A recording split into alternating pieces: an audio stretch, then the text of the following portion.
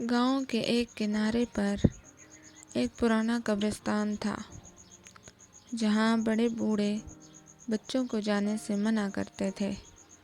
سب کہتے تھے کہ وہاں ایک چڑیل رہتی ہے جو رات کو نکلتی ہے، چیختی ہے اور جو بھی اسے دیکھ لے وہ کبھی واپس نہیں آتا۔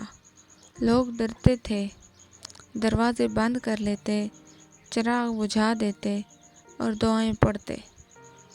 عالیہ ایک 11 سال کی نڈر لڑکی تھی۔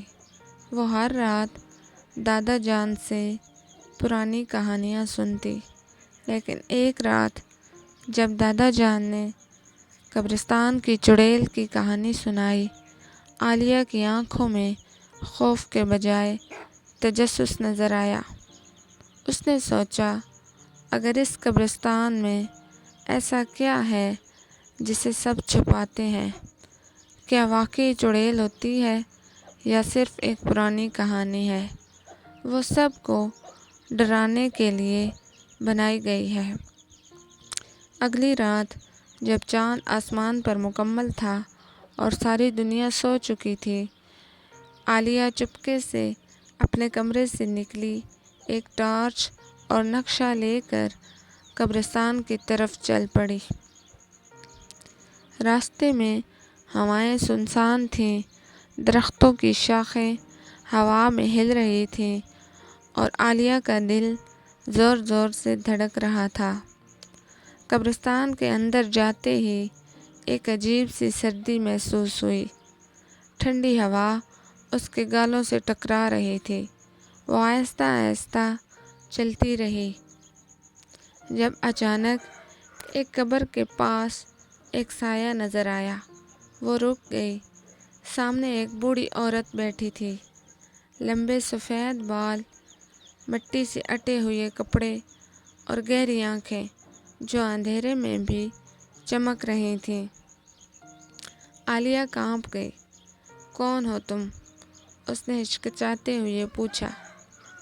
بوڑھی عورت نے دھیمی آواز میں کہا، سب مجھے چڑیل کہتے ہیں، لیکن میں چڑیل نہیں، زہرا ہوں۔ عالیہ حیران رہ گئی۔ زہرا نے اپنی داستان سنائی۔ برسوں پہلے وہ اسی گاؤں میں رہتی تھی اور ایک شفیق خاتون تھی جو جڑی بوٹیوں سے بیماریوں کا علاج کرتی تھی۔ لوگ اسے عزت دیتے تھے، مگر ایک دن ایک بچہ بیمار ہو گیا اور اس کا علاج نہ ہو سکا۔ گاؤں والوں نے غصے میں آ کر زہرا کو جادوگرنی قرار دیا، اس پر الزام لگایا اور اسے قبرستان کے قریب اکیلا چھوڑ دیا۔ وہ تنہا مر گئی، بغیر کسی کے پیار کے، بغیر کسی دعا کے۔ تب سے میں یہاں ہوں، بس ایک دعا کی منتظر، ایک معافی کی طلبگار۔